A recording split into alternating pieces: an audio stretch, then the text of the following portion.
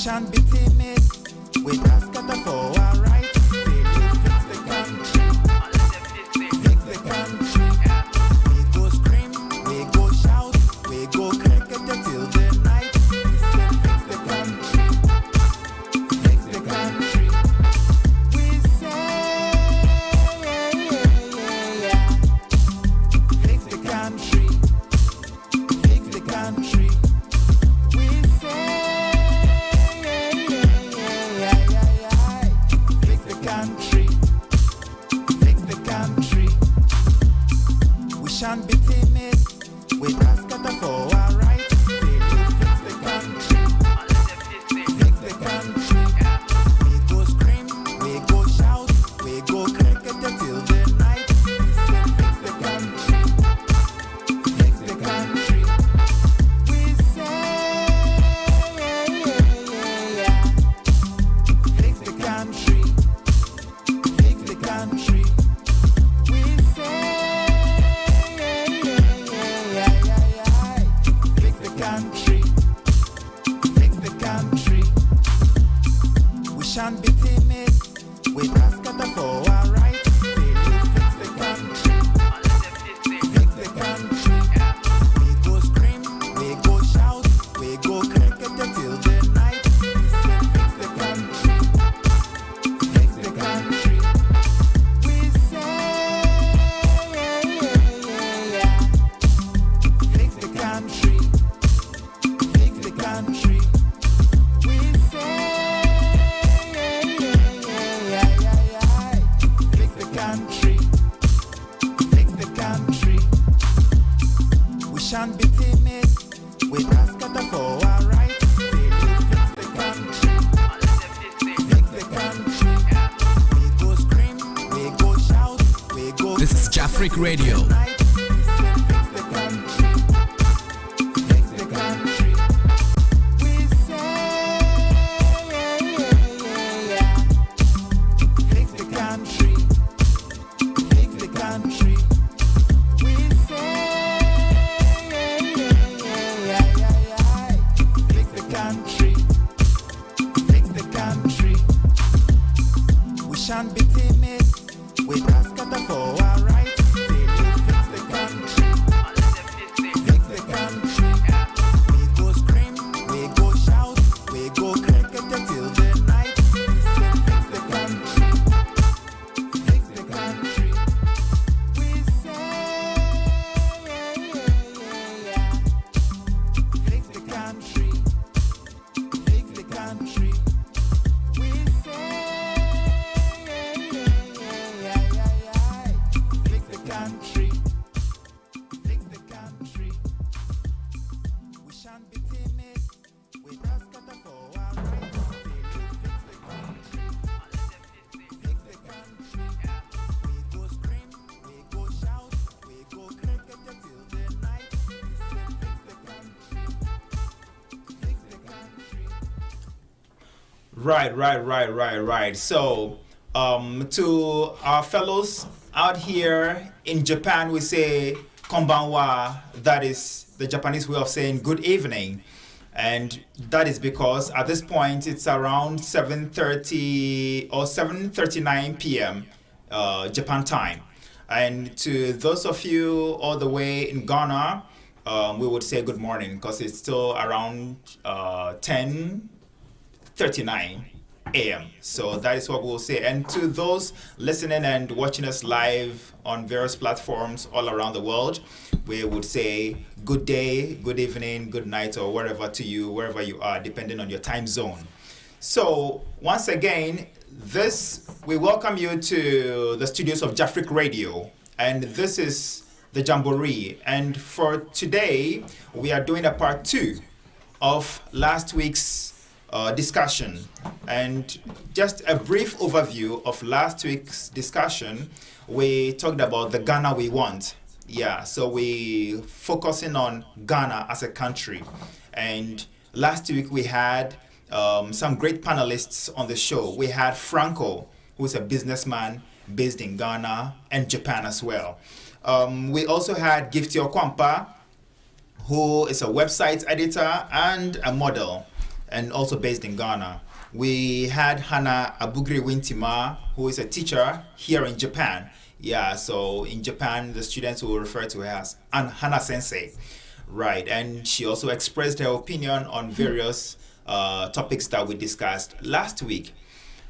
This week, we are not going to have Gifty with us because she has an emergency to attend to. But we are going to have a great gentleman with us. His name is Mr. Thomas Panford. Yeah, he's a news anchor and broadcast journalist. To today's discussion. So, Mr. Thomas Panford, this is Thank the you very first much. time our viewers and listeners are hearing and seeing you. So, would you please say a few words or just introduce yourself briefly to our viewers, Mr. Panford? Okay. So as you said, my name is Thomas Pamford, Uncle, presenter here in Ghana. A very good morning, good evening to everybody. And we help Ghana become a better Ghana. That's what I'll say. That's right. Thank you so much. Yeah.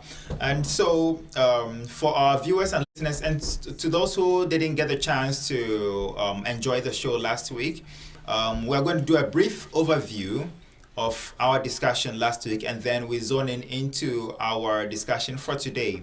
So, basically, we talked about the Ghana we want, and we had our panelists express their opinions and they painted a picture of the kind of Ghana that they want to see moving forward. And it was a unanimous opinion that the Ghana or the current Ghana we have is not the ideal Ghana we want to see. So they painted nice pictures, a Ghana with selfless leaders, a Ghana where the resources of the country are shared equitably and expended judiciously on the very needed This is infrastructure Jafric Radio. projects that we need as a country to proceed and also to get to the level of the countries that we look forward to, like Japan and the USA and some other Western European countries. So briefly, we will take your opinion, Mr. Pamford, on the first question that we talked about last week, the Ghana we want. Since you are joining us for the first time today, we would like you to express your opinion briefly on the Ghana you want to see as an individual. Okay, thank you.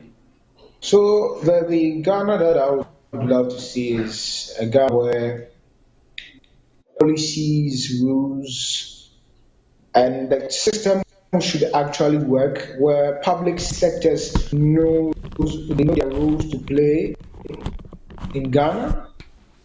They make sure that even the people down in rural areas are also benefiting from what the country has, and not just a particular, let me say, a particular region enjoying or a certain group of people having some particular funds in their pocket.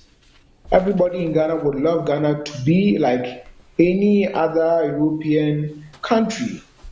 We would like to enjoy all those kind of things. But in Ghana here, it's not like that. It's a certain group of people who enjoy all these kind of, I would say, sweet life. So we all want Ghana to get to a place where the democracy that we talk about, that Ghana is a democratic country, you have the right to share your opinion. All those kind of things will be in place, will be impacted in the system in a way that our voices will be heard, that the democratic rule will be allowed to take its original course. Right. And not, Okay, so thank you so much for expressing that opinion. You seem to agree with other panelists based on the discussion we had last week and what they talked about. Yeah. Quickly, I would like you to also touch on whether you think that Ghanaians have utilized the sort of democratic power that they have over the course of the past 3 decades. talking about the inception of the 1992 Constitution, where we started with the Fourth Republic. Do you think Ghanaians, because I'm saying this because we have sort of recycled two major political parties over the years, and we expect different results, which we never get. It's like we chasing our own tail over and over and over and over, and we're still not getting anywhere. So do you think that Ghanaians are properly utilizing their democratic power? If not, then what can Ghanaians do moving forward? Mr. Pamford. Okay. I would say Ghanaians, in terms of percentage, we have just utilized 5% of our democratic power, because if this party system that we have now created for our terms, for ourselves within these 3 past decades, it's like the country has turned into a 2-party system whereby party A comes, and we know definitely in the next term party B is coming. Whilst we have other parties that we could give them the opportunity to express or come and also do something for us to see whether they can. Because we have seen within these 3 decades, we have seen continuously these people come, make empty promises, tell us policies that they can't implement. And it's quite disappointing that, and the actual problem is not the parties, but we the Ghanaians. We have refused to have this eye opener to see that no, these 2 parties are not helping us. Let's give other parties the opportunity. But I would say we are blinded by the love that we have for our parties, so we are not able to embrace other opportunities. We are not able to embrace the new change that we have to get in order for the country to have what it has to have. Okay. That is the actual problem. So if we would actually give other parties the opportunities to come and strengthening some sectors in the country, and and bring other opportunities, we will be okay. Right. Thank you so much. So I'll move on quickly to Franco, who is also based in Ghana. I think he's live with us. So we are all aware that the retirement age in Ghana is 60. Yeah, some people have been calling for it to be extended to 65 over some time now, but it's not been done as much as I'm aware. Now, I would like us to find out from you if the retirement age. I think we lost Franco. Okay, we'll get him back later on, and he's going to share his opinion on that. But we'll quickly throw this one to Hannah. So we are aware that the public sector retirement age compulsory is 60 years. This is what we know, right? Now, we also have some public servants who are at the helm of affairs, talking about president, ministers, and other public servants. They are also public servants, but this rule doesn't apply to them. Some have argued that if some public servants should definitely retire at 60, why doesn't it apply across board? Because we've had leaders who are really old, way past the retirement age, and from time to time they would have to be flying abroad using the taxpayers' resources to go seek health care, which they should have fixed in the country to take care of everybody. They would leave the country and fly to the advanced countries to seek health care. And this has been going on over and over and over and over. Do you think that we should restrict the retirement age of the public sector workers, including the political leaders, to 60? I think this question is, should I say, it's a sensitive question. I don't think we should restrict it to every aspect or every institution in Ghana. Sometimes I always say that age does not necessarily when it comes to the working environment, sometimes we need different skills, different knowledge, which probably or definitely does not necessarily require an age limit. Sometimes we need an aged or people with well knowledge to take up certain positions. It is just within Ghana how our leaders mismanage our resources. To me, I don't think the age is a problem. This It's is just about Jafric Radio. What selfless? It's just about being truthful to us. If we tend to limit the age, we probably may end up cutting down qualified people who probably would have been helpful in the working environment. However, we need to revise certain rules or regulations even within a constitution. If the person, if we think the person is needed in that environment, why not? But we need to ensure that whoever is being maintained in a certain or a specific environment should be accounted for whatever you are doing.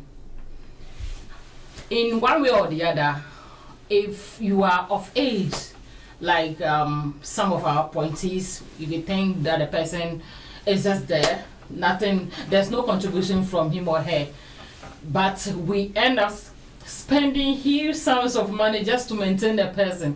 What is the idea behind maintaining such a person? Is it that because we are related, or because I know the person, or the person's existence that adds a value to that institution? These are some of the things I think we should look around, all around, but not restricting it to just the age, but categorically looking around all factors that account to maintaining someone in an institution. Okay. It's all about honesty. It's all about being truthful.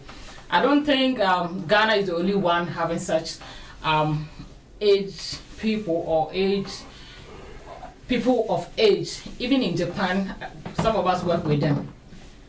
Let's compare. Let's make certain analysis and see their contribution to the environment. But if they are not contributing anything, they should just go. I don't think we need to forcefully maintain them when we know that the person is not doing anything.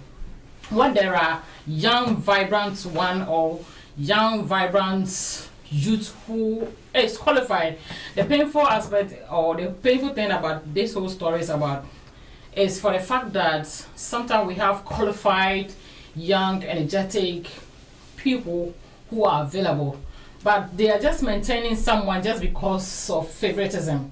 Okay. That is what I am against. So it's all about looking around all aspects, factors, whatever factor that comes around. Okay. Right. Thank you so much. I'll go to Mr. Pamford. I'm sure you heard the question. Could you express your opinion briefly on that? Do you think we should spread the rule that says public sector workers should retire compulsorily at 60? Should it apply to political office holders too, since they are also public servants? Okay. So, in the first place, I think there is a reason why they are saying they should retire at 60, because when they get to that particular stage, we will all agree that they are not active as a young person would be. Even a 50-year-old and a 60-year-old, you see a difference. So within these times, they are, I would say, the action that they used to bring out will not be able to come out. And sometimes it makes working very slow, because I've worked with some of these people before, and sometimes you will say something, you would have to repeat yourself before the person really know what you're talking about. And the reason why we are having this kind of issue is because some of these people don't want to leave office, because when they leave, the funds that used to come is not going to come out. It's not going to come the way it used to come, because now you're going to rely on your pension, and you will not get it the way you used to get it. So these are some of the reasons why some of the 60-year-olds don't want to leave office. And sometimes they have connections, so they are being maintained, and they're causing a whole lot of problem.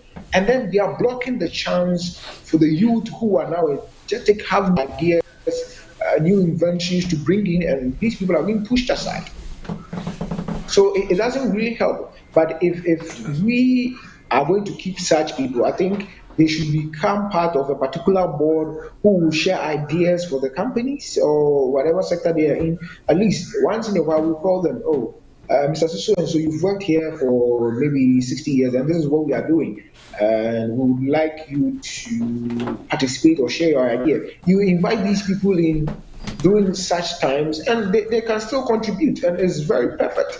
But here it's quite different. And talking about our political leaders, well, these people could, it depends on the health of the person, like she was saying, because some of them become very weak and would have to waste money on them and the whole. You see, some of these people know that no, at this particular time I'm going to be weak. I don't have the money to take care of myself, so you let me just stay here so that in case I'll benefit from the company's health insurance or whatever. So these are some of the things. But if we truly want to keep things going a good way, either we create a board for them, and when the time comes, we call them for them to contribute, and then we allow the younger ones to be very innovative.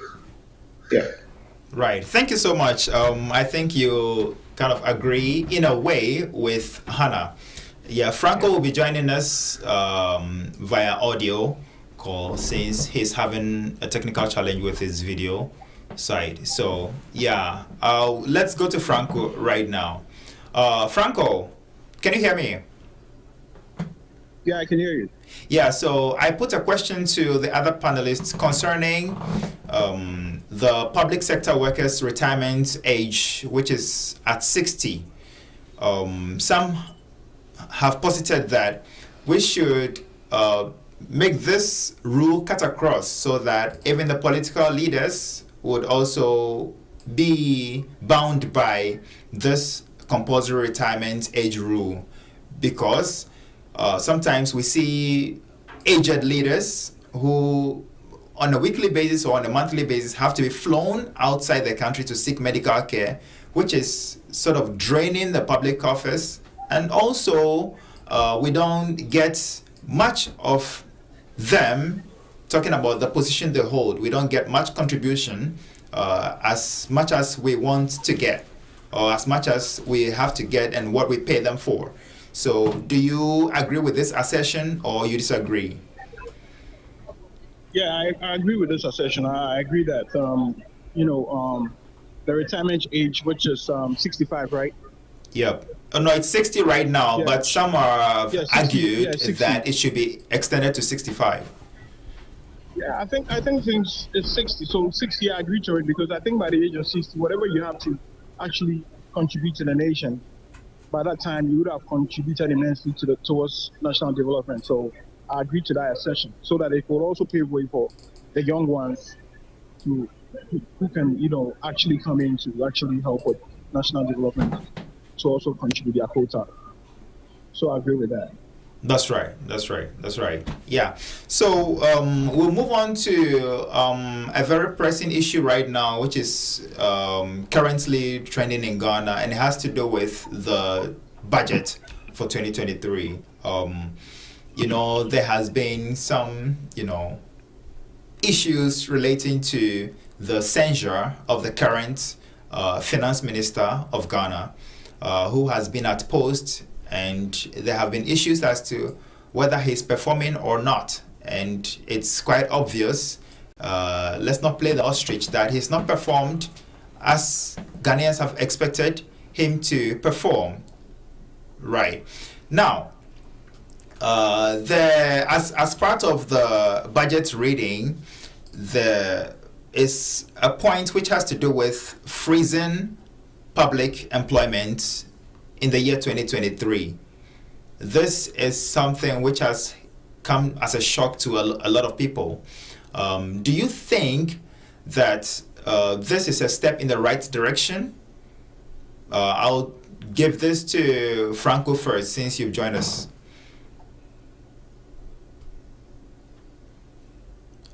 Can you hear us, Franco? Can you hear us, Franco? This is Jafric Radio. All right, so let's cross over to Japan and talk to Hannah briefly. Could you tell us what you think about this directive, and is it a step in the right direction? It's kind of sad though. I haven't had time to really go through the whole budget, but then with a few information surrounding the budget, especially with the freezing of employment and then trying to cut down government and public expenditure, it's kind of surprising. To me, it's surprising because before the coming of this government in 2016, previous governments were criticized. They had a whole lot of disagreement with the former presidents during the NDC ruling, which they all fought against, and all of us were not happy because so many things comes into play in such situation, which we all agree that one thing is excessive loaning, or depending on what do you call it, external Loans, funding. yeah. And we can all attest to the fact that this government is currently fighting for IMF loan, and these are one of the requirements. It's one of the things. It's one of the things that's what should I say? It's one of the things that you cannot go do without, Right. because they give you what they want and they decide what to do. So I think governments have no option than to try to find means of cutting down some of these expenditure by freezing employment, because if they don't freeze employment, then government is going to fall into a serious trouble or problem with IMF and other things. But it's very sad, because even as at this moment, the country is in crisis, economic crisis. A whole lot of people are struggling to survive. People are struggling to live.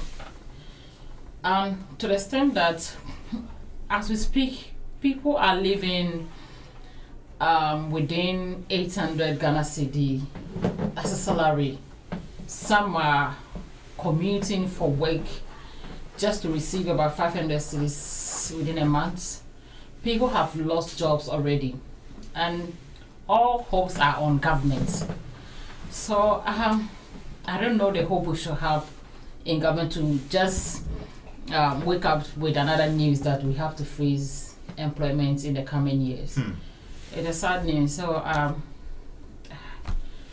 what do we do? I think we still listen to whatever they have for us in the coming days. Probably they might restructure their decisions. Okay, right. Is Franco with us? If not, then let's take your opinion, Mr. Pamford. Well, I actually I've seen some three major highlights in the 2023 budget. One on the use of V8 and V6 vehicles, except for cross-country travels, and like you said, hiring freeze on civil servants and public servants, and then freeze on non-critical projects in 2023. It's actually funny, because when this particular government came into power, they said Ghana is beyond aid. So there was not going to be any IMF or anything like we are hearing now.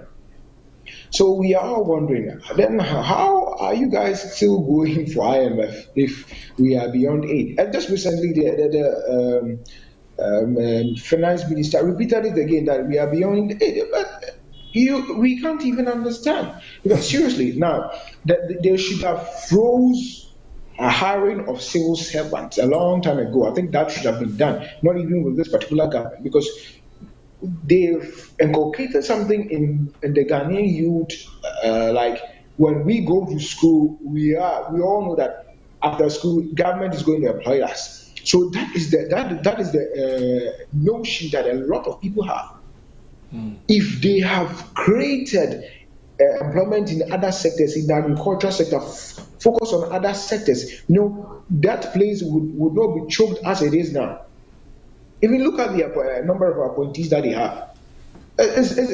You wouldn't understand. The numbers are so high. You wouldn't understand. So if they would have started a long time ago, they wouldn't be having this problem. They would have created employment in other sectors, because when everybody finishes school, what are you going to do?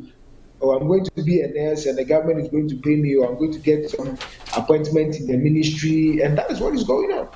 And it's really not helping us. So if they had really created opportunity in other sectors, like they do in their campaign promises, and they tell us, now they are telling us they're going to cut down, they're going to stop the use of V8. Are they going to? Are you sure the parliamentarians are going to say, okay, so we're not going to use V8? You've made these people feel the luxury. They don't even feel anything. They don't buy petrol. They don't pay electricity bill. How will somebody like this create policies to benefit you? How would they make things for you to enjoy? They don't care, because they are not really feeling the hardship. Now my sister was saying that people are depending on 800 Ghana cedi payment, and we are spending all this money on transportation. Transportation is very high. So how much are you going to see? If you have to pay rent, how much are you going to pay? And these people promises. They are. I don't even, sorry if I'm saying the wrong way, but I don't even think the finance minister is doing his job. He is not doing it well. And I don't think he's, in terms of controlling of the finances of the country, I don't think he is in control. He's being told what to do. That's how it looks like. Because if he really knows what we know him to do, and what he's doing now is totally different. It's totally different. Because me myself, I'm not getting it. Because somebody educated has this kind of education, I don't know. I don't even know what to say. Because we should be experiencing change by now. But Right. when it comes to Ghanaian politics, it's only with the word of mouth, and that is all. That is true. I sort of agree with you when you mentioned that it has been like this, and it looks like the freezing of employment. I don't know, because this whole thing is playing to me like the Animal Farm written by George Orwell. Anyone who has read George Orwell's Animal Farm, there is a very, highlighted phrase which goes like, all animals are equal, but some are more equal. So it looks like talking about freezing employment, it's going to apply to only the basic public sector employees. However, government appointees are still going to be at post. Last week, during our discussion, I put up this statistic, which has to do with our population, juxtaposing that with the Japanese population. Our population is like a quarter of the Japanese population. Because Ghana's population is around 31.7 million as of 2021. And the Japanese population is well over 125 million. So it's way over times 4 of our population. Yet, Japan has 11 ministers. You have some ministries, about 5 different ministries in one. In Japan, they have what they call the MEXT. MEXT is the Ministry of Education, Science, Sports, Culture, and Technology, all in one, under one person. In Ghana, you even have some ministries which have double deputy ministers. I don't know what they do, who is overseeing who, and what their job roles are. Ridiculously, we have the office of the senior minister. I don't know what his job is. It's ridiculous that we have over 56 ministries as a small country, and a country that says we don't have enough resources to run things and even to employ people. We have people attending nursing schools, teacher training schools, and other institutions, and we expect them to provide services to the nation when they come out. Yet we are not expanding the public infrastructure and the institutions that would employ these people. There are so many doctors, qualified doctors and licensed doctors who are unemployed right now, right? Yet we don't have hospitals in so many parts of the country. Access to healthcare is abysmal. And I always say this, that until the public sectors or the government appointees are bound by law strictly to seek healthcare in Kolebu and Tech Hospital and the Ghanaian hospitals, they are never going to fix the healthcare system, because they always have access to the public purse, take money and poof to Johns Hopkins University Hospital in the US or whichever hospital that they prefer. Now, let me put this to Franco quickly. I think we lost Franco again. Yeah, so it's ridiculous that we have this number of high-level public sector appointees in terms of those at the helm of affairs. Over 56 ministries, which a lot of them we don't need, but we still have them and we pay them. And it would amaze you to know that for some of those appointees, their monthly salary could pay over 100 employees, or over 100 nurses, over 100 teachers, just one person's salary. Even their bonuses, don't even talk about it. Some of these things are disheartening when you hear the figures. My brother. Yeah. I don't mean to cut you, but sure, go ahead. What you're saying is the truth. And I am actually doing the research. It has not been proven, but permit me to say this here. I'm actually doing a research on why these particular appointees receive huge sums. Now, from my research, it is not accurately proven. I'm still working on this research that I'm talking about now. But it looks like these people get the huge sums as their bonuses, as their payments, because there's a quota that is going to the party. It's not proven. It's a research that I'm doing. It's not proven. But there is a quota that goes to them, because how are they building the parties? And these parties have been recycling themselves. This one goes, this one comes. It's in a cycle form. And because A knows when B is around, I can't have access to the funds. So in my time, I will make sure that I have funds that are going to keep me till B comes. And I'm still finding ways and means to prove this research that I'm doing, and I'm sure I'll be able to prove it. But what you're saying is they receive the huge sums, and sometimes you wonder, where does it go? Where does the money go? It's quite. Some of them could build schools. They say, and I don't know. And one thing. It's maintenance culture. One thing that worries us is also the maintenance culture. Like you are talking about the infrastructure. Some of them have been built, but they have in the bushes. Have been left in the bushes. And I seriously, I don't understand. It's disheartening. Yeah. It's very disheartening. The youth of Ghana are really frustrated right now. Yeah, for the elderly, some of them, it's hard for them to change their minds because they are stuck to the sort of systems or the status quo. But it's also disheartening to see that some of the young people who are having access to the internet, they could see what is going on in other countries just at the tap of their phone, and they still find themselves attached to the status quo. They are not able to have a renewed mindset to think, wow, how do we get like different results if we are recycling the same people? Why don't we try something new? It looks like Ghanaians are stuck with these two parties, like you mentioned, and without them, nothing happens. Quickly, let's take a look at, there is this thing that is making waves in the news. Some irate Ghanaians are calling for the budget, 2023 budget that was read, to be rejected. What do you think about it? Do you agree with the assertion made by this section of the public or the Ghanaian public? Hannah, I'll take this from you now. I stand with that call that it should not be accepted, because It's when you go through just a few pages of the budgets, you don't see any hope.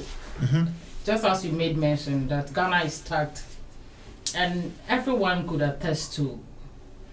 But just to chip in that point that a lot of the aged or there are old people who are stick to these political parties, yet we have the youth who have access to internet, but still do not, it's like they are not picking up or coming out with new ideas or whatever. The truth of the matter is, to me, I stand by the fact that the budget should not be accepted. Okay. But I just want to add that the reason why most of the youth are stick to some of these things is that they've been brainwashed. Some of us, before we got enlightened to certain things, we were all following that crowd, to the extent that we believe that until you align yourself to a specific political party, you can't make it in the country. And it's the fact. So sometimes you question yourself, until when? So sometimes when we have these discussions, people be like, Charlie, it's high time you guys stop talking about these things because it's never going to be possible. You see, our mindset is made in such that, no matter what, it can never change. No one can change Ghana. That is the mindset we've had. Because the things that are happening is so sickening inside that you feel sometimes it's so sickening to the extent that sometimes you question yourself, the kind of leadership we have, are they different from, no, what makes the leadership in other parts of the world so special than our leaders? Because they do have meetings, they go for international conferences, and they see what these leaders do. They see the initiatives. Sometimes isn't that like idea FN and your mofe? And answer, is it that because they have what they want for their families and themselves? And that's why I keep on putting this point that it's about self-centered gains. Because until we begin to think about the country, ensuring that it's about the country, it's about a national development, come out wholeheartedly, selfless desire to ensure that no, let's do this for this country. Because I don't see why if I have the country at heart, I should think of selling and a project like Saglema. Okay. If I have my country at heart, I don't see why I can't continue an already started project by previous governments. We train on mine, it's about development. You wouldn't think about political party, partisan politics. So it is about time the youth, I'm talking about the youth because we are the future leaders, not just me, but the upcoming one, to change our mindset. It is possible. Other people have done it, so it's possible. Okay, so that's a good one. You say we are the future leaders. Should the youth always be future leaders? Actually, Emmanuel Macron, the leader of France, or the French president, got into political office as the president in his 30s. 37, 39. Yeah, really young. So should the youth always be the future leaders? Why not now? We've seen examples. So I think we have qualified young people who can also do it. But in our society, it looks like wisdom is only for the aged. If you're not old, you're not wise. And the young people cannot contribute any significant ideas or whatever it is to the development of our country. That is what it has been made to look like, which is really sad. The point I'm making is that when I say the youth are the future leaders, it's not stating that they can't lead now, but I'm talking about thinking or looking beyond our states or the state of the country now. looking beyond what we need to get now. Right. Ensuring that no matter what, people have been where you are now before. There have been leaders before. Right. Because the failures of Ghana today is going to lead us somewhere. So if we don't fight for a better Ghana, if we don't fight for development until we start thinking about skills development, start thinking about investing in agriculture, until we start thinking about adapting to new technology, the future, This is that I'm Freak making Radio. emphasis on the fact that the youths are our future leaders, is said that one day, we are going to have new generations. So the impacts, the things you are doing now is going to have an impact in the next 100 years. Right. So what legacies are we leaving? Okay. So that's what I'm making emphasis on. It's about the legacies, the impact of our actions now Right. is what I am more concerned about. Thank it's you. not just about leading now or Okay. leading future. I But get what you. impact are we leaving? Got you. Right. So on that one day note, let me cross over to Mr. Thomas Pamford. Yeah. Do you think, we have discussed this copiously, that recycling these two political parties over the past 3 decades hasn't really taken us any far? Do you think Ghanaians as a whole should relook at things and jettison these two political parties, talking about NDC and NPP? Or do you think there is any tiny bit of hope with them? Do you think we should just dump them and come up with something new, like a new form of leadership, vibrant leadership? And if that is the case, how do we get there? Okay. So I wouldn't say we should dump them, but we should give opportunity to other parties for we to see what they have and what they can do. That will determine who is going to lead us or finish the race for us. You know, but this is where we keep giving these two parties the same chances, and when they come, they still mess up. Because when these people come, they make sure that they depend on the weakness of the other party. What is affecting the other party in that particular moment is what they build on to do their campaigns. And we listen to them, and when they come, they either same thing, make it worse. And that is what we should realize. But, you know, former President Mahama said something that Ghanaians easily forget. And I think it is something that is becoming a part of us, because within the period of 4 years, or let's say 8 years, we forget what the other party did and we give the other a chance. So if we are ready to embrace change, the change that I'm talking about is to give the other parties the chance for them to show us what they can do, because we have allowed them to be campaigning and coming out with their policies by the word of mouth. They're just speaking it. So if we give them the chance and they put it to our work, then we will know the difference. Because seriously, we have had it to our necks with these two parties. This is There's nothing JAMBOREE we can Radio. do. Even if they really are going to help the country, the structure that they have, somebody might say, Charlie, I contributed this quota, I need this thing back. I need this thing, but this is how much I invested in the party. I need it back. And it hinders the productivity of Ghana. It hinders where Ghana can get to. And they are refusing to see it. And like my sister said, the older people are so much into the parties that no matter what you say, they will defend the party. And then they will tag you in a particular way. Just like what we are doing now, if let's say if I was to maybe tag a particular party or go against a particular party, in the near future, if I'm going for an interview and let's say the person that is going to employ me is in a particular party, say, you this gentleman, last time you were bombarding us and you want me to employ you, take your papers away. But maybe I might be qualified for the job. And then Right. yes, it has happened to a friend before.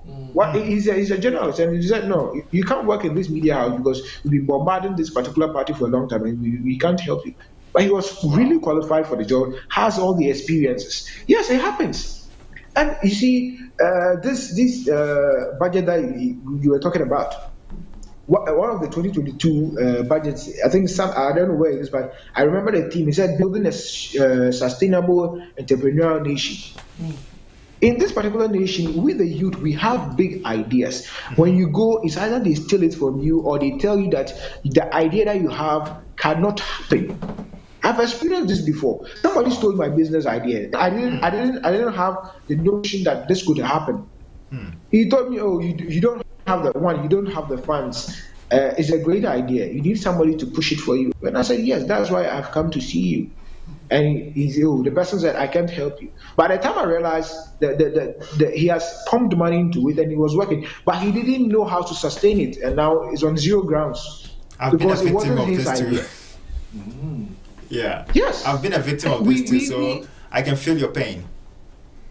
Yes, and we the youth now, all my friends, most of them, because with little pushes by their parents, they are all gone out of the country. I have 3 friends who are doctors. They are working in the USA now. They've all gone. I tell them, "Oh, Charlie, come back and invest in Ghana." They tell me, "Now, Thomas, what are you sitting there for? Come. There are things you can do here and earn much." I tell them, Ghana is our own country. One thing, but they say, "No, bro, I'm not coming back." The experience that I've had, I know a millionaire who came here. He wanted to build a company, bought about 25 plots of land, and then because he wasn't willing to dash money under people's hands to get what he wants, he had to sell the land for a cheap price and go back. He's back in the US. That's hard. And the project has disappeared. Something that could help youths get employment and make things that will do that will make the system come to a rest. We don't want that. We want to feel the economic hardship, and I don't know what is wrong with our elders.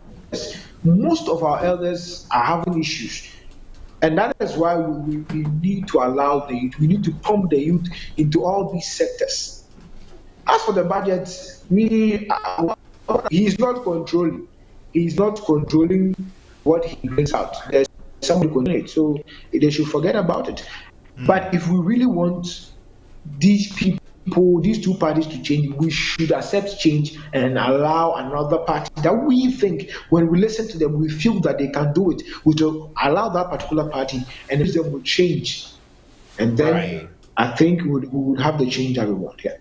So you think that Ghanaians should give the other parties, besides the 2 main parties that have been at the helm of affairs, a chance, right? Yes. Okay. And on your point about people being frustrated when they want to start projects, young people, let's not even go far. Franco, one of our panelists whom we've lost due to some connectivity This is JAMBOREE Radio. He lived in Japan for so many years, right? Saved, his sweat, blood, and tears. Went back to Ghana at least to build something, start a project which would in turn, contribute to the economy of the country and also contribute to employing young people, and the sort of frustration that he had to go through, from office to office, certifications that he had to get in order to be properly, set up. He had to go through a whole lot of frustration, which was, it almost like sort of disfamed him. Gave up. But yeah, he almost gave up. But, he still, due to the sort of love that he had for the country, he still pushed through, and now he has established, and even though he's still facing challenges like the typical private sector business in Ghana, but he's still doing his best. So I think that there's a lot of young people who have the heart to do great stuff in Ghana, but due to some bureaucratic bottlenecks that exist in various institutions in Ghana, it's really hard to, hit the ground running. You have to crawl, go from office to office, like you said, give somebody something, give somebody some cola. in order to do the work that they are being paid to do. This is JAMBOREE Radio. Nerve-wracking. So let's see the way forward, right? You have mentioned giving the other political parties a chance. What other points do you think we need to consider in order to take Ghana or turn the Ghana that we have now into the Ghana we want? Yeah, Mr. Pamford, still on you before I give the chance to Sister Hannah. This is I JAMBOREE believe Radio. Ghana has the resources. We have all the resources that we need. We have the gold, we have timber, we have cocoa, even cashew. We can focus on the agricultural sector. We can focus on the agricultural sector and then pump money in there, and we will stop import, and we will export a lot, and we can earn from that. And that is one thing that the Europeans are doing. They will come and invest in your country with a mind of making you stop what you are doing, so that they will be able to bring what they have into your country. And that's one thing that we must put a stop to.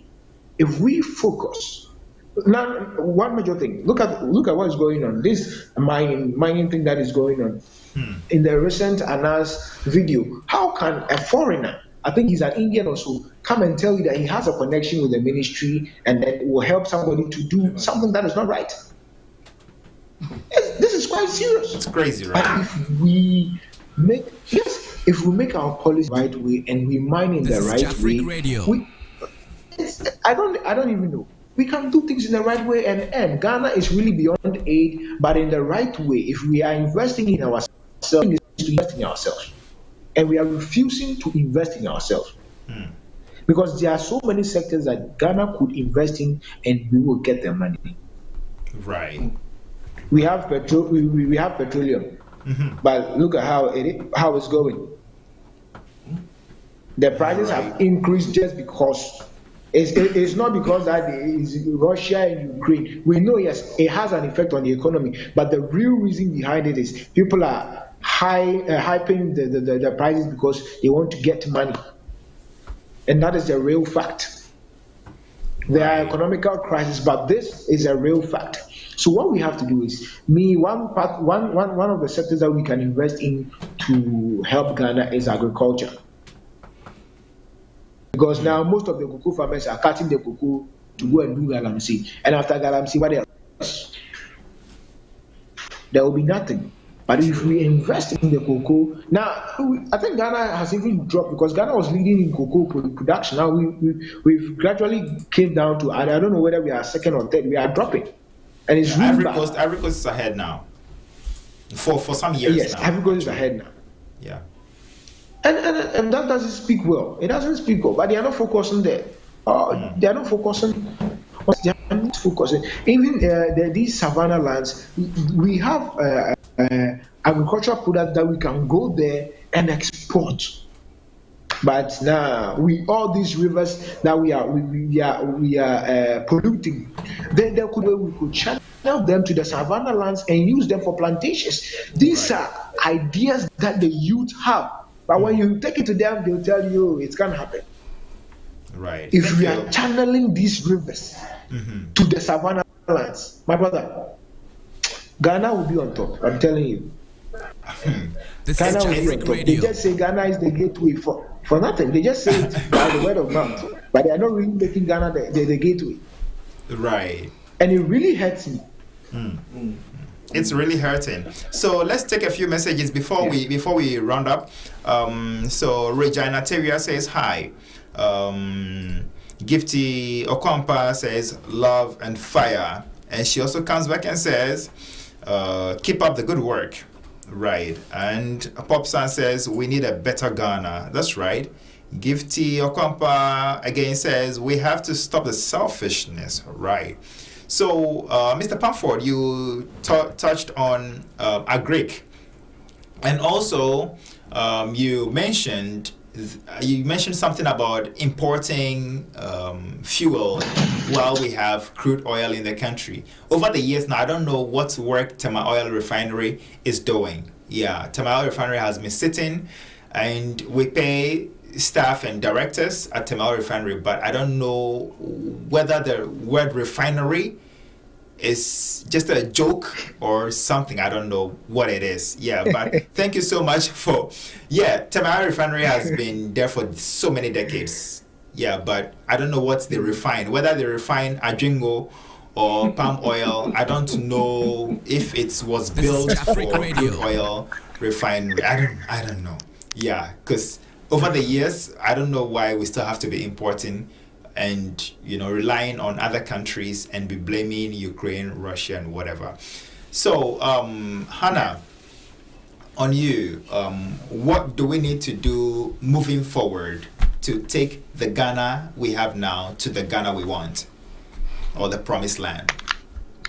A lot of things are needed. Take it. Let's go.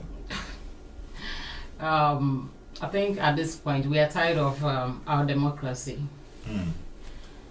Democracy, as we all know, it's for the people, by the people, particularly for the people. So it means the ruling government is to serve the people. But in our part of the world, what we say is the people rather serve our appointees. We rather serve our leaders. Unfortunately, excessive service. That's what I can put it. What was meant, or what was the brain behind democracy?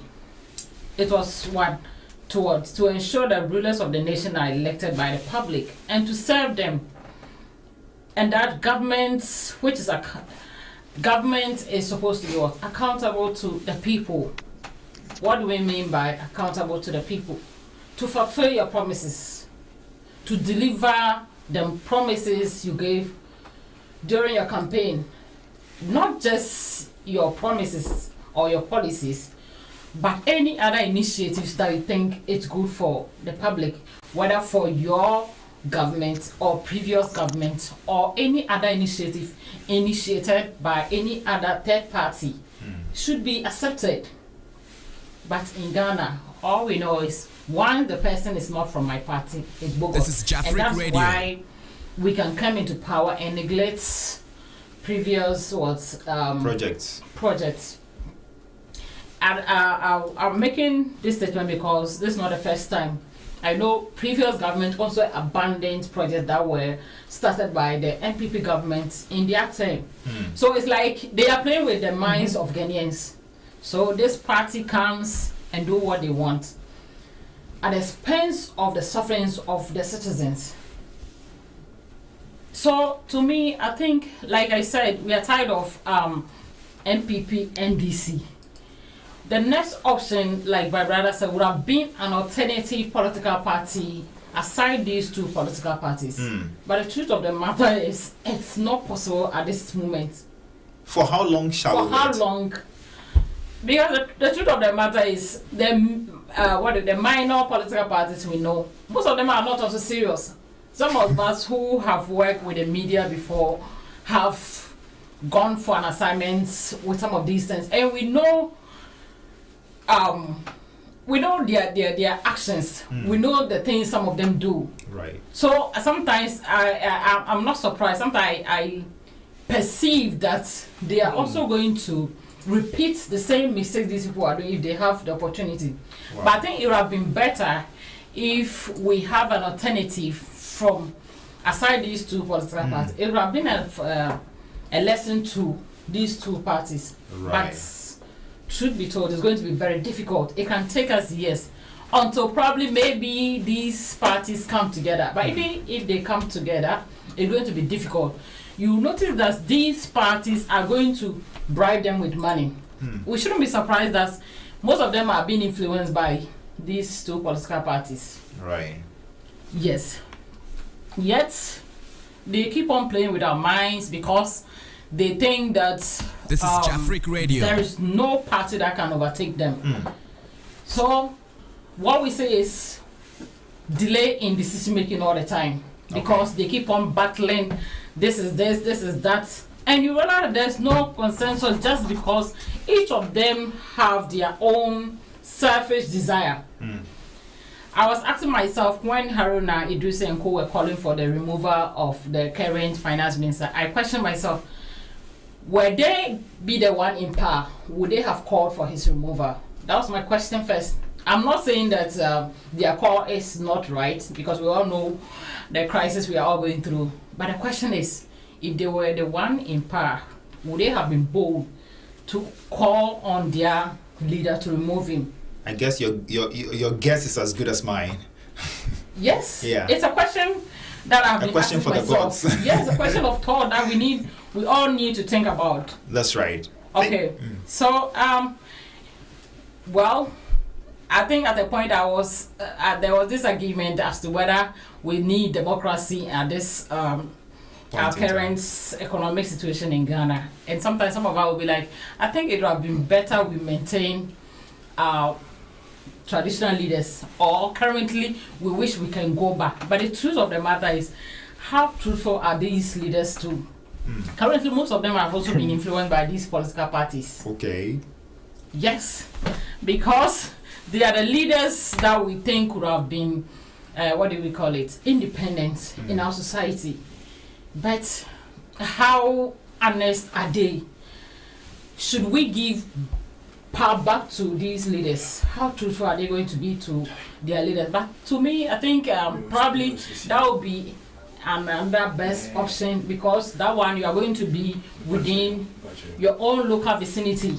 So the people, you are directly accountable to the people within your community, and that will be far easier for the citizens. Okay. Thank you. All right, just to add, I think some of the things we need to do if we really want to make Ghana better, like my colleague rightly said, invest. I think I keep on mentioning this. Invest into agriculture. Otherwise, a time is coming, we cannot even get 20% farmers in Ghana. Everyone will move out of that sector. We need to restructure our education system by ensuring that people do not go to school with the idea that I'm coming out to secure a job from the public, to have a job in Ghana, and then if I don't get a job, I cannot do anything by myself. Because the education has been structured inside that all we do is we go chill, write our exams and pass. So most of us come out and we cannot think critically. I have been a victim before. So sometimes it becomes so difficult for you to critically think about something, about solving a situation. How do we solve problems? Like agri sector, there are so many things we can do, so many ideas around it. But we need to restructure the education that, to the extent that whilst the child is in school, they are thinking about the problems in this sector, technologically, what can we do to improve this? What can we do to add value to our products? Okay. So invest in agriculture and then agriculture processing.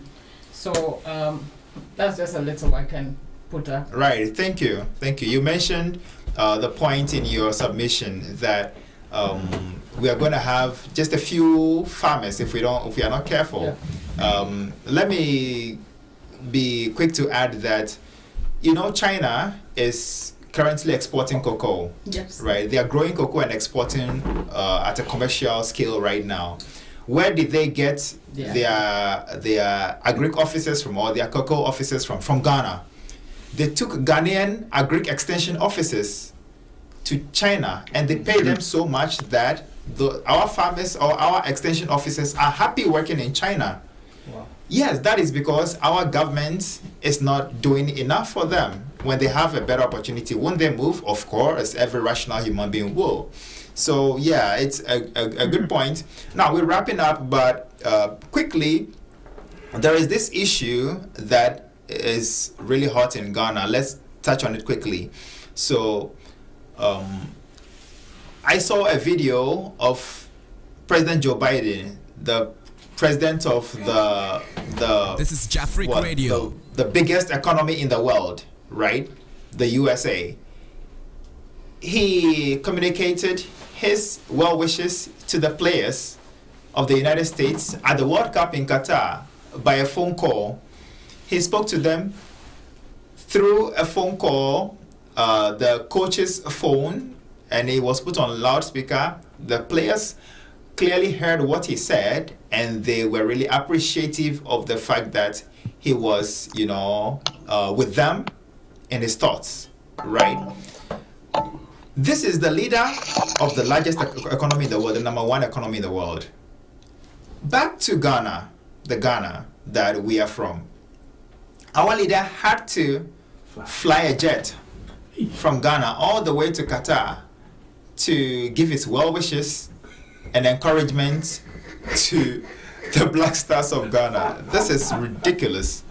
I don't even know what to think about this. Juxtaposing the two countries and what the two leaders are doing. Mr. Parford, is there any way by which you can make this make sense to me? But my brother, you see, we're all giggling at the back. It's actually funny. Because he knows he can just phone and call them, because he has done it before. So we don't know why this time. He himself told his ministers and cabinet members that they shouldn't go. So we don't know why he's there. So, yeah, he nice leadership by example. Ghana, what Ghana can do? This is JAMBOREE Radio. Actually, he could have just picked but the video you can see it's not just him. It's not just him. He has a lot of people behind him that he's going with, and this money you could have actually donated to an orphanage. Did he take his chair there, or something? Use it to do something.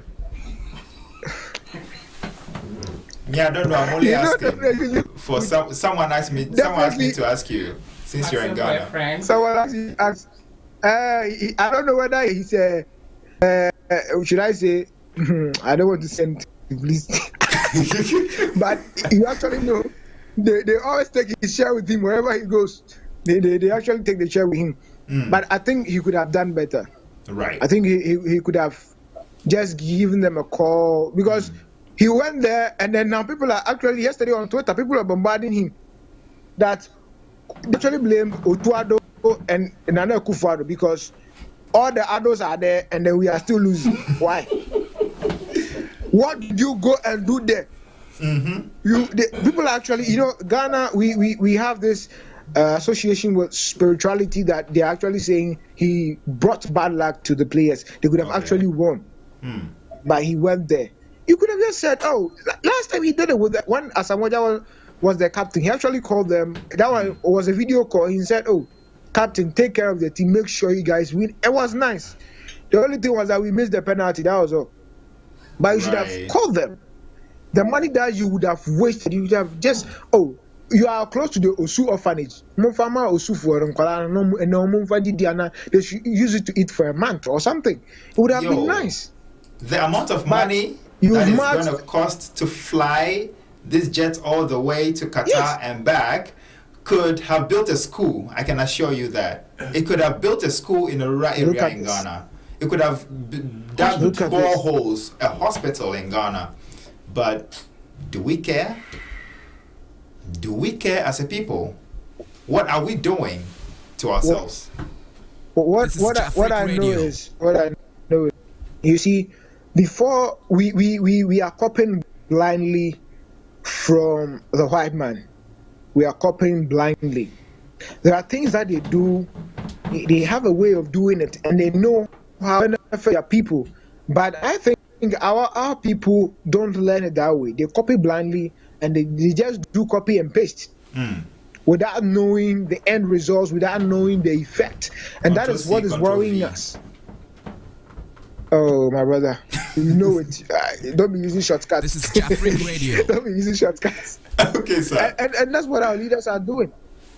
They're using shortcuts without knowing how the plan that they took before they did it. And it's quite serious. Right. It's very serious. The money could have been used for something. And he will come back and say IMF. And the IMF, they will only use 1%, and the rest they will share it among themselves. Anyway, before they tag me as I'm not saying A or B, they both do it. Right. Both parties do it. Yeah, both parties. Yeah, in this discussion, we are not focusing on any party, any particular political party. For Ghana. Yes. We are in for Ghana. So it doesn't matter whether it's NDC or MPP, we don't care. Yeah, we are speaking to the facts on the ground. Yes. My sister said something. I want to touch a little bit on it. She was talking about education. We need education system. Because I have a particular video on my channel about dyslexia. I had an issue in my childhood, and I never knew that it was that issue. And Ghanaian teachers do not have the time. When they see that other students are being productive and you are not, they leave you behind. They don't care about you. But not knowing, my problem was, I am somebody that they are supposed to use visuals or graphics to teach me. If you write on the board, how I see it is different. But they don't have the time. Ghanaian teachers have the time. And you see, when you go outside and your parents know, or your teachers see, oh, this guy likes violin more than mathematics. They try to channel you through the violin. Okay, then you need to be in the music school. Here, they don't care. Whereas, nobody cares about you. To speak to that issue, though, about dyslexia, there is a movie called sorry, it's an Indian movie. I forgot the title, but when I remember it, I'll put it out. Yeah. I have the title Stars, in my something stars. This little boy. Yes. That's right. Ishan. Yes. I remember his name, but it has to. There's stars in the like stars title. On it. Like stars on it. Like stars on Earth. Thank you. Like stars on Earth. Yeah. It talks about dyslexia and stuff like that. There are kids who face such issues. It's not like they're dumb, but they only have a little problem to deal with, and if they have someone to properly guide them, they could do better. Yeah, so it's good you raised that point. But the issue also is that when we say the teachers don't have the time or they don't care, sometimes the motivation is not there. Or sometimes, even while in the classroom, they are still not happy because, Charlie, at the end of the day, 1,000 Ghana, 2,000 Ghana, what you go chop? It think about in kiddies, the school fees and his rent and all that. Right. But look at a country like Japan. Reliable information I have is that teachers in the public school system are paid a little higher than other workers in the public system or in the public sector. Teachers are paid a little higher, and this information I got from a teacher in the public school system. He told me that teachers in Japan are paid a little higher than other workers in the public sector. So you can see that some countries are actually giving much credence to teachers and rewarding them, as expected. But in our part of the world, teachers are sort of looked at with disdain. Like, we don't really care where they sleep, how they feed, and all that. What we think is, Teacher's Day, so make no worry. If this one is out, we'll get another teacher. But we have to think about the future. Yeah, so let's wrap up finally. I'm giving just 1 minute to each of our panelists to express your final opinions on how to move Ghana forward. 60 seconds. Hannah, let's go. Okay, so like we rightly discussed, it's high time that government look at very essential institutions by providing facilities in those institutions, like public health. There are a lot of communities who do not have access to health facilities. Some of us were born and bred in a typical village that our parents, when they tell you the story of their beginning, sometimes we cry and we be like, God, the human being also live here. But they've been there. Sometimes they have to hawk for hours to have access to health facilities. And the truth of the matter is, when it comes to facilities, they are not as expected. Even in the operationalization of health insurance, not all of them are working everywhere. So we should improve our health Yes. insurance system. Yes. So government should, like, when Thomas. you ask about, is it really necessary? Government's president appearance at the World Cup. Maybe it's a reserve player. I don't know. I don't know. I don't know what should convince him to be there. Because in this economic crisis, we are in a dire crisis. This is a very critical moment. You wouldn't even think of going there. Yes, let's agree, accept the fact that you love your children. Even if I say, Papa on any maufi or on a ma. But Charlie, not at the This is expense Jafric Radio. near my then. You don't spend an extra money. Not to cut you, but that is why we have the coach and other appointees from the GFA is GFA there. to be there. And the sad part is, he wouldn't just go alone. Definitely, there are a whole lot of people going to go with him. Right. And everyone is going to go with so many expenditure. They can't come and tell us that they are, every expenses or whatever is based on their own coffers. No. Right. Probably that's what's, that is going to be a camouflage. But Right. I know they will never come out clean. to This tell is us that, Jafric oh, Radio. this expenses was made from government coffers. Right. It's high time our leaders go beyond what we need to see. Sometimes it feels like crying when you think about the things going on, lack of public facilities, hospitals, schools, school infrastructure, technology. You compare a student living in Accra, having good education, is going to write the same exam with a student living in, what do you call it? There is this community we used to make fun of when we were in school. A rural area. Yes, in most part of the northern regions. Right. There are most community schools living in a very remote areas. They have nothing. I mean nothing. Okay. Teachers, sometimes 2 teachers for the whole school because no one wants to go there. So just few teachers who have agreed to sacrifice themselves Right. to live there. So yet at the end of the day, they are all going to write the same exams with different experiences. And like our Thomas. brother rightly said, our education has been on too much theories. There's a time we need to go into practicals. I remember, I think I've also been a victim of that treatment before. I remember I used to say that from primary 1 to primary 4, I'm a bompa. I knew nothing. If you write 1 plus 1, and it's like they come 1 plus 1 is equals to this. Compulsory, Chinchina speak English, and they are speaking English to you, telling you speak English, do not speak this.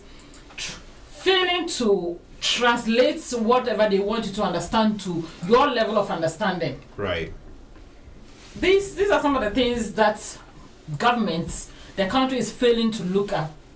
So you've been tagged as she's a poor student. Until I got to class 5, that was when I started learning how to read. Okay. Combining A, This is Jafric Radio. B, A, ba. That is when I started reading. And yet from then, people, I think from class 5, I was made a school prefect, and I've been a leader throughout. How come I was now noticed as an intelligent student? It is Just a little spark. seriously. Right. So many things need to be done in the education system. Right. This is not going to help. Thank you. Thank you. So Hannah thinks This that is we need Jafric to Radio.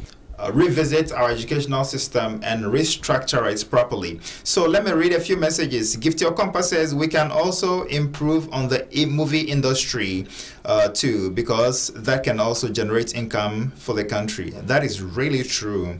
Michael Lepson said it's better we study our own. Okay. And Bright Ado says, good morning. Right. Good morning, Bright Ado, is wherever Jafric you Radio. are. Yeah. Over here, we say konbanwa. In Japanese, we say konbanwa. That is good evening, because it's evening here. Apia Cornelius is watching us. Big man, you have to join us in the studio one of these days. Yeah, let's vibe. Yeah, you've got great ideas that you can share with us. Right. So we signing out quickly. 60 seconds. Mr. Thomas Pamford, let's go. Okay.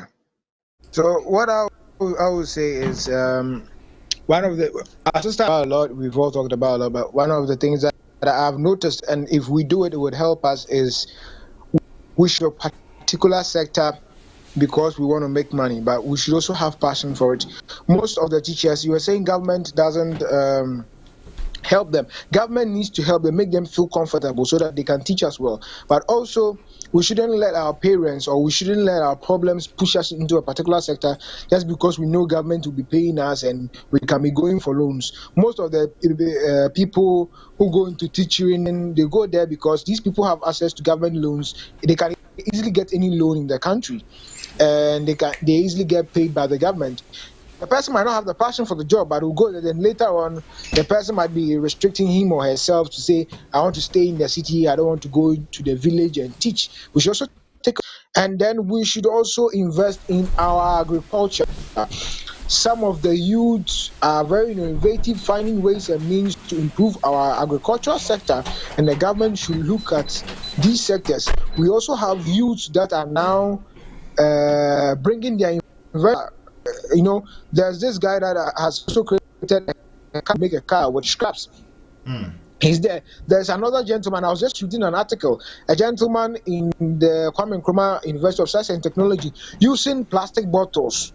He said he has found something in, though these are all products of polythene, and polythene is associated with petrol. He's turning all those things into petrol. I don't know how he's doing it. I've not finished reading the article, but he's doing it.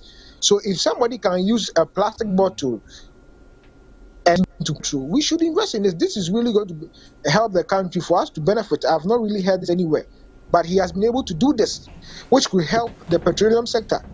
But nobody is doing anything. Wow. Nobody Sounds seems like to care. Jafric Radio.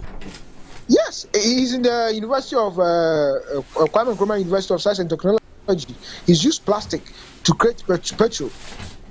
We don't know how he did it, but he has done it. Wow. If they are really going to pay attention to those people, no, the youth are doing things. These are, you see, the things that are coming up now. The whites made us think that it's not good, but we have it. We have these blessings. There are a lot of things that we can do. We should invest in ourselves. Invest in Ghana first. We should forget about exporting. There are a lot of things that we have here. They are still bringing in. We should forget. Invest in Ghana. When we invest in Ghana, we will be very comfortable. We'll be very comfortable. And on that comfortable note, and Ghana, Ghana should also embrace change. Thank you.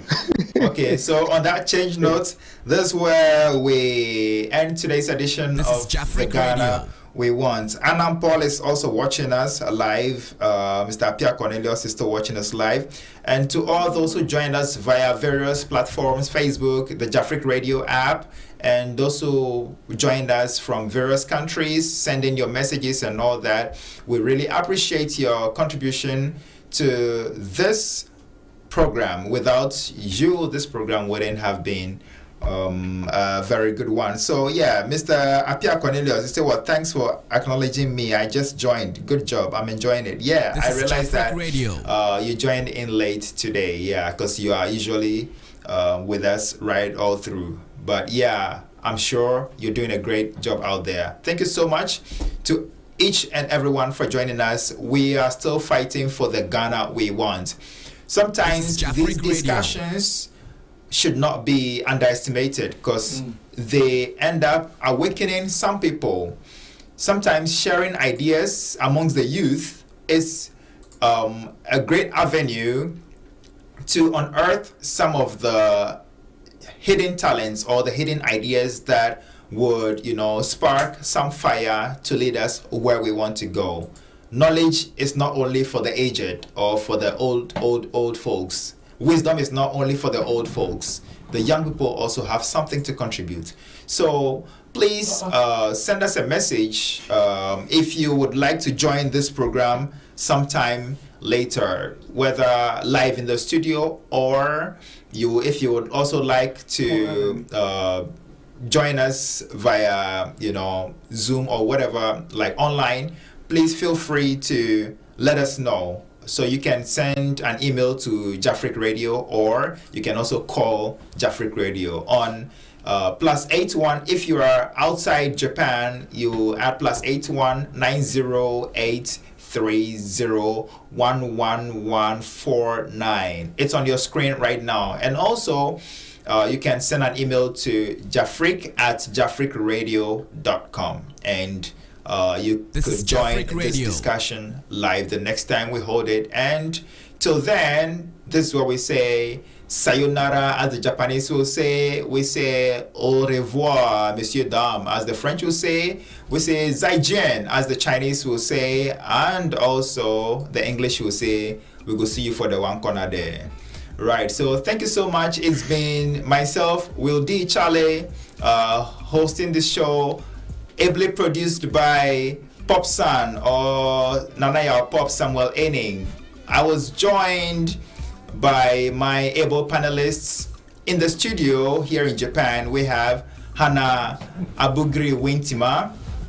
All the way in Ghana, we had Mr. Thomas Pamford. He's a news anchor, and he's doing a great job out there in Japan with some vibrant ideas. We love that.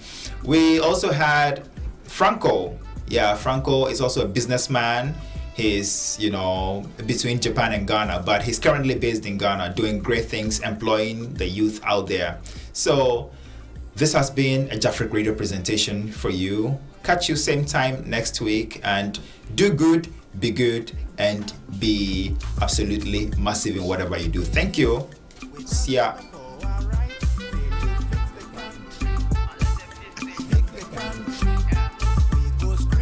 Oh.